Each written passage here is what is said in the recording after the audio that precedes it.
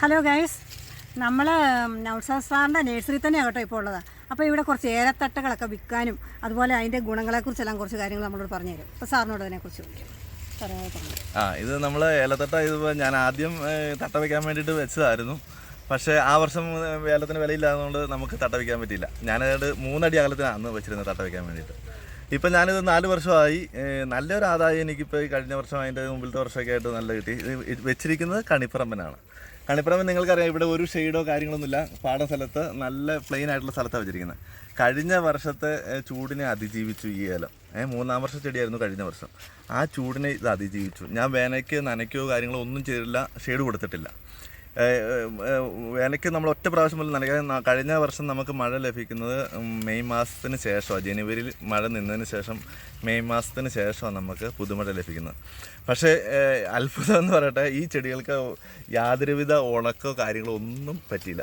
എനിക്ക് ഏതാണ്ട് ഒരു 30-40 സെൻറ്റ് സ്ഥലം കാണും. അതിൻ്റെ അകത്ത് നമുക്ക് കഴിഞ്ഞ വർഷം തന്നെ ഞാൻ 3 ലക്ഷം 3.5 ലക്ഷം രൂപയുടെ എനിക്ക് കാ കിട്ടിയിട്ടുണ്ട്. അപ്പോൾ ഈ കണിപ്പറമ്പൻ ഏലം നമ്മുടെ ഇടുക്കിയിൽ പ്രത്യേകിച്ച് താരതമ്യേന ചൂട് കൂടുതലായ മുരിക്കാശ്ശേരി, അതുപോലെ തന്നെ കഞ്ഞിക്കുഴി, അതുപോലെ തന്നെ ചെറുതോണി, ഈ ഭാഗങ്ങളിലേക്ക് ചൂട് കൂടിയ സ്ഥലങ്ങളിൽ കൃഷി ചെയ്യാൻ പറ്റിയ ഒരു ഇനമാണ് ഈ കണിപ്പറമ്പൻ ഏലം. താരതമ്യേന ചൂടിനെ പ്രതിരോധിച്ച് ചെടി നല്ല കരുത്തോട് വളരുകയും അതുപോലെ തന്നെ നല്ല ബോൾട്ട് കായാണ്. കാപിടുത്തവും കൂടുതലുണ്ട്. അത് മാത്രമല്ല പ്രതിരോധശേഷി കൂടുതലുണ്ട്. തണ്ടുതുരപ്പന, അതുപോലെ തന്നെ ഏലത്തിനെ ആക്രമിക്കുന്ന കീടശല്യങ്ങളൊക്കെ വളരെ ഇതിൻ്റെ തണ്ടിനൊക്കെ നല്ല പ്രതിരോധശേഷി ഉള്ളതുകൊണ്ട് മാക്സിമം പിടിച്ചു നിൽക്കുന്നുണ്ട് ഈ ചെടി. അതുകൊണ്ട് കർഷകർക്ക് നമ്മുടെ ഈ ചൂട് കൂടിയ കാലാവസ്ഥയിൽ കൃഷി ചെയ്യാൻ പറ്റിയ നല്ലൊരു ഇനമാണ് കണിപ്പറമ്പൻ ഏലം. ഇതിൻ്റെ തട്ടകൾ ഇപ്പം നമ്മൾ തട്ടയ്ക്ക് വേണ്ടി വെച്ചിട്ടുണ്ട്. ഇപ്പോൾ എല്ലാ വർഷവും കുറച്ച് കൂടുതലൊന്നുമില്ല, 10,000 തട്ടകളൊക്കെ നമ്മൾ ഇതിൻ്റെ കൊടുക്കുന്നുണ്ട്. അത് മാർക്കറ്റിൽ അന്നത്തെ രീതിയൊക്കെ അനുസരിച്ചാണ്. അത് നമുക്ക് കറക്റ്റ് പറയാൻ പറ്റില്ല. ചിലപ്പോൾ കഴിഞ്ഞ വർഷം 100 രൂപ വരെ വിറ്റായിരുന്നു. അത് 50 രൂപയ്ക്ക് വിറ്റിട്ടുണ്ട്, 60 രൂപയ്ക്ക് വിറ്റിട്ടുണ്ട്. പിന്നെ ഡിമാൻഡ് അനുസരിച്ചാണല്ലോ പ്രൈസ് വർദ്ധിക്കുന്നത്. അപ്പോൾ ആ രീതിയിൽ മാറ്റം വന്നുകൊണ്ടിരിക്കും. അതെ. അപ്പോൾ നമ്മുടെ നൗഷാദ് സാറിൻ്റെ ഇവിടെ ഈ നഴ്സറി വന്നു കഴിഞ്ഞാൽ നമുക്ക് ഇപ്പോൾ ഈ കണിപ്പറമ്പൻ അല്ലേ, കണിപ്പറമ്പൻ തട്ടകൾ വാങ്ങിച്ചുകൊണ്ട് പോകാവുന്നതാണ്. നമുക്കിപ്പോൾ കൃഷി സ്ഥലം കുറച്ച് 5-15 സെൻറ്റ് സ്ഥലമുള്ളവർക്ക് ഞാൻ നോക്കിയിട്ട് നമ്മുടെ മുറ്റത്ത് ഒരു ആദായം എന്ന് പറഞ്ഞ പോലെ ഇത് നടാൻ. കാരണം സാറിന് 3.5 ലക്ഷം രൂപ എങ്ങാണ്ട് കഴിഞ്ഞ വർഷം കിട്ടി നമുക്കല്ലേ. അപ്പോൾ ഇത്രയും കുറച്ച് സ്ഥലത്ത് കുറച്ച് നട്ട് ഒരുപാട് വെയിലിനെയൊക്കെ അതിജീവിക്കാൻ സാധ്യതയുള്ളൊരു തട്ടയാണ് ഈ കണിപ്പറമ്പിൻ്റെ പ്രത്യേകത. അവിടെ ഒരു ഷെയ്ഡ് പോലും ഇല്ല കേട്ടോ. ഇതധികം നനച്ചു നനയ്ക്കുന്നില്ല. അപ്പം ഞാൻ ചോദിച്ചു, ഇപ്പോൾ ഈ വെയിലത്ത് ഇങ്ങനെ നിന്നാൽ ഇപ്പോൾ ഇത് ഉണങ്ങിപ്പോകില്ലെന്ന് ചോദിച്ചപ്പോഴാണ് സാറ് പറയുന്നത് നമ്മളിങ്ങനെ കണിപ്പറമ്പനാണ്, അപ്പോൾ അതിനെക്കുറിച്ച് ഞാൻ പറയാം എന്നും പറഞ്ഞ് വന്നത്. അപ്പം നിങ്ങൾക്ക് ആവശ്യക്കാരുണ്ടെങ്കിൽ ഇതേ ഫോണിൽ വിളിച്ച് കഴിഞ്ഞാൽ കൂടുതൽ കാര്യം വാങ്ങുന്നുണ്ടെങ്കിൽ അവർക്ക് എത്തിച്ചു വരെ തരും. നമ്മൾ ഫോൺ നമ്പരെല്ലാം കൊടുക്കും കേട്ടോ. അപ്പം നിങ്ങൾക്കെല്ലാം ഉപകാരപ്രദമാവട്ടെ. ഇന്നത്തെ ഈ വീഡിയോ നല്ല ശുഭാപ്തി വിശ്വാസത്തോടെ ഇത് വാങ്ങി. ഒറ്റ കാര്യങ്ങളെ നിങ്ങളിപ്പോൾ ആദ്യമായിട്ട് വന്നതാണ് നമ്മുടെ നേഴ്സറിയിലെ ഏലത്തോട്ടത്തിൽ. സാധാരണ ഒരു ഏലത്തോട്ടത്തിൻ്റെ 1 കിലോമീറ്റർ അടുത്ത് പോയ വിഷത്തിൻ്റെ മണം കാര്യങ്ങൾ സ്മെല്ലുണ്ട്. ഇതിൻ്റെ അകത്ത് അങ്ങനെ ഒരു സ്മെല്ല്. ഞാനൊരു 45-50 ദിവസം കൂടുമ്പോൾ മരുന്ന് കാര്യങ്ങളൊക്കെ അടിക്കുന്നുള്ളൂ. പ്രതിരോധശേഷി ഉള്ളതുകൊണ്ട് അങ്ങനെ കൂടുതലായിട്ട് നമുക്ക് മരുന്നടിക്കേണ്ട ആവശ്യം വരുന്നില്ല. ഇപ്പം ഇവിടെ കയറി അറിയാം, നിങ്ങൾക്ക് യാതൊരുവിധ സ്മെല്ലോ മരുന്നിൻ്റെ സ്മെല്ലോ കാര്യങ്ങളോ ഒന്നും അതെ. നമ്മൾ ഇവിടെ കാണുന്ന കൂടുതൽ മരുന്നുകളൊന്നും ഉപയോഗിക്കേണ്ട കേസില്ല ശരിക്കും പറഞ്ഞാൽ. സ്വാഭാവികമായിട്ടുള്ള നമുക്ക് മരുന്നുകൾ, വളങ്ങൾ, അതുപോലെ ജൈവവളങ്ങളൊക്കെ കൂടുതലായിട്ട് ഉപയോഗിച്ചാൽ മതി. അപ്പൊ ഈ മറ്റുള്ള ഏലത്തട്ടകൾക്ക് കൂടുതൽ മരുന്ന് ഉപയോഗിക്കണം. മരുന്നല്ലാതിനും ഇത് ശരിക്കും പറഞ്ഞാൽ ഇതിന് എന്നാ സാറേ വളമൊക്കെ എന്താ ചെയ്യുന്നത്? ഇതിൻ്റെ വളം മെയിനായിട്ട് ജൈവവളങ്ങളാണ് ഞാൻ കൂടുതലായിട്ട് ഉപയോഗിക്കുന്നത്. പിന്നെ ജൈവവളം എടുക്കാൻ വേണ്ടിയിട്ട് രാസവളമൊക്കെ കുറച്ചെടുക്കാൻ ഉണ്ട്. അതുപോലെ തന്നെ വേപ്പിൻ പിണ്ണാക്ക്, കടലപ്പിണ്ണാക്ക്, അതുപോലെ തന്നെ ഇട്ടുകൂട്ടൻ പിണ്ണാക്ക്, ഇതെല്ലാം കൂടെ കൂട്ടി മിക്സ് ചെയ്ത് ചൂട്ടിലിട്ട് കൊടുക്കുന്നു. പിന്നെ ഒരു 45 ദിവസം കൂടുമ്പം ഇതെല്ലാം ഇതിൻ്റെ തെളിച്ചതിന് ശേഷം നമ്മൾ ഒരു വളം കൊടുക്കുന്നു. ആ രീതിയിലാണ് പോകുന്നത്. മരുന്നടിക്കുന്നത് 2 മാസം കൂടുമ്പോൾ അടിച്ചാൽ മതി. ഒരു 45 ദിവസം വേണം, 2 മാസം വരെ പോകണ്ട. 45 ദിവസമൊക്കെ 45-50 ദിവസമൊക്കെ ആയി പോകണ്ട. എൻ്റെ തിരക്കൊക്കെ ആയിരുന്നു ചിലപ്പോൾ 60 ദിവസം വരെ ആയി പോകണ്ട. എന്നാലും ചെടിക്ക് വേറെ വലിയ പ്രശ്നങ്ങളൊന്നും ഇല്ല, ഒരു കുഴപ്പമില്ല. നല്ല ആരോഗ്യത്തോടെയാണ് ചെടികൾ നിൽക്കുന്നത്. നല്ല പച്ചപ്പുണ്ട്. നല്ല ഇപ്പം പുതുമഴ പെയ്തപ്പോൾ നല്ല പച്ചപ്പായിട്ട് അടിപൊളിയായിട്ട് നിൽക്കുന്നു. കലക്കി അടിക്കുന്നുണ്ട്. അതുപോലെ തന്നെ മറ്റേ സ്പ്രേ കൊടുക്കുന്നുണ്ട്, കലക്കി ഒഴിക്കുന്നുണ്ട്, സ്പ്രേ കൊടുക്കുന്നുണ്ട്. കരിമ്പിൻ്റെ ഒരു കനമാണ് നമ്മൾ ഈ തട്ടയ്ക്ക്. ഞാൻ കണ്ണുവെക്കുന്നൊന്നുമല്ല, നല്ല കൂടുതൽ. അതെന്താ പറയുക, ഇതിൻ്റെ അകത്ത് നമ്മൾ ഷെയ്ഡില്ലാതെ നിൽക്കുന്നുണ്ട്. ചെടിക്ക് നല്ല പ്രതിരോധം കിട്ടുന്നുണ്ട്. ശരിക്കും സൂര്യപ്രകാശം അടിച്ചുകൊണ്ട് ചെടിക്ക് നല്ല ആരോഗ്യം കിട്ടുന്നുണ്ട്. അതാണ് മറ്റുള്ള ചെടികളെ വെച്ച് നോക്കുമ്പോഴല്ലോ, ആ ചെടിയെ ചെന്ന് തൊട്ട് കഴിഞ്ഞാൽ ഞെക്കി പഴത്തെ ഞെക്കുന്ന പോലെ ഇരിക്കും. പക്ഷെ ഇത് നല്ല ബലമാണ് ഈ ചെടിക്ക്, അതാണ് അതിൻ്റെ പ്രത്യേകത. ഇതിന് മൊത്തം ഇതുകൊണ്ട് ഒട്ടും ഷെയ്ഡോ കാര്യങ്ങളൊന്നുമില്ല, പ്ലെയിൻ സ്ഥലത്താണ് നിൽക്കുന്നത്. നല്ല രാവിലെ മുതൽ വൈകുന്നേരം വരെ വെയിലടിക്കുന്ന പ്രദേശമാണ്. കിട്ടിയില്ലേ?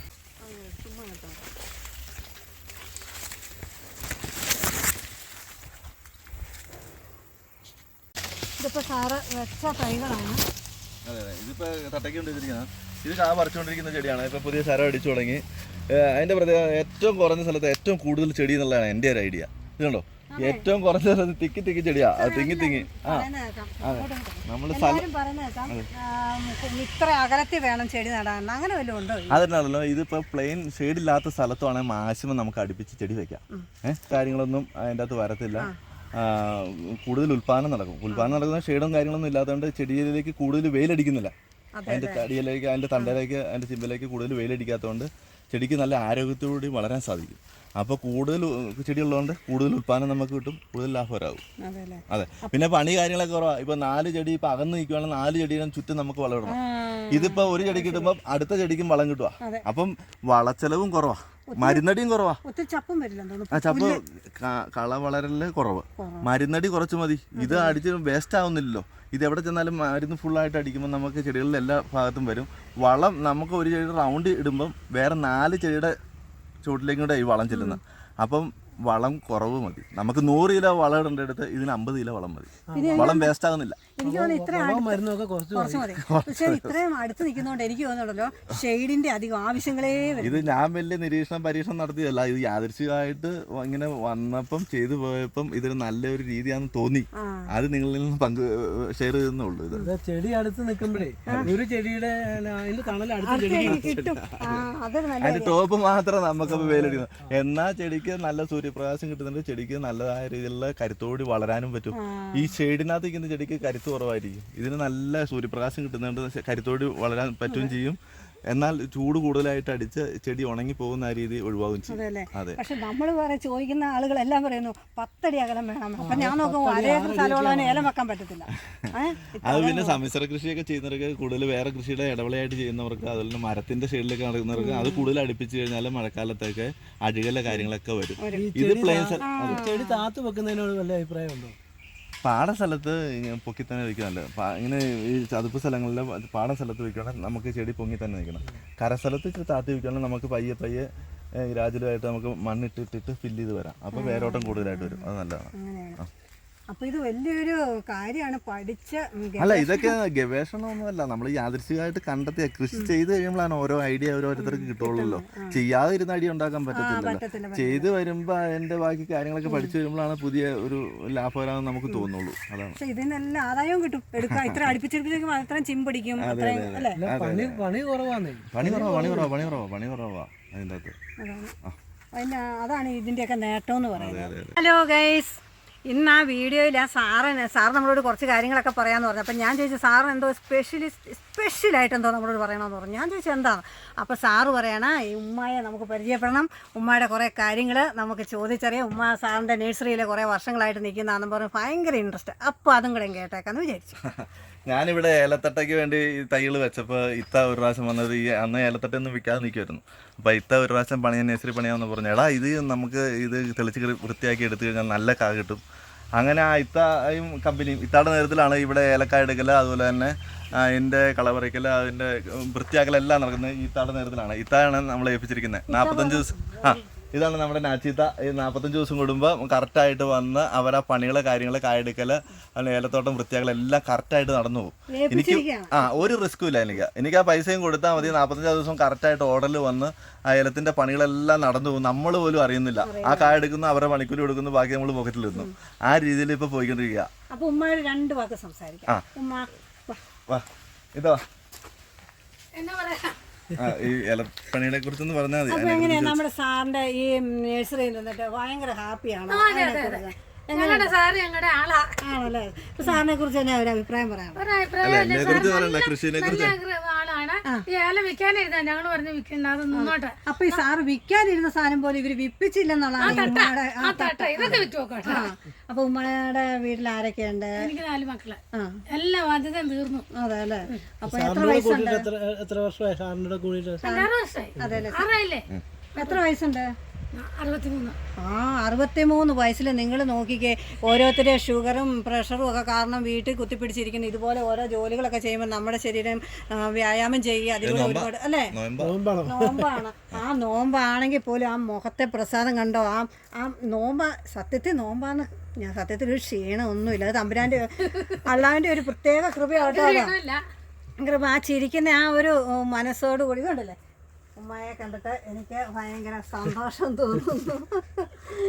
ഈ പെരുന്നാളോടനുബന്ധിച്ച് ഇവിടെ വരാനും ഉമ്മയെ പോലെ കാണാനും സാറിനെ പരിചയപ്പെടാനും ഒക്കെ സാധിച്ചതിൽ ഒത്തിരി സന്തോഷം എനിക്ക് തോന്നുന്നു. കാരണം ഇന്നൊരു പെരുന്നാൾ നോമ്പ് സമയമാണ്. അപ്പോൾ ഇത്രയും നേരം നമ്മളോട് ചിലവഴിച്ച ഇവർക്ക് ഈ നഴ്സറികളുടെ നല്ല വിജയമുണ്ട്. അപ്പം എല്ലാ ഒരു നന്മകളും ഇവർക്കുണ്ടാകട്ടെ. ഈ നോമ്പിൽ നമ്മളോട് ഇത്ര നേരം അവർ ഭക്ഷണം പോലും കഴിക്കാതെ നമ്മളോട് ആ വിശന്നിട്ടുകൊണ്ടല്ല, മുഖത്തൊന്നും കാണാനില്ല. വിശക്കൊന്നുമില്ല. അപ്പോൾ അത്രയും അള്ളാവിൻ്റെ കൃപയാണ്.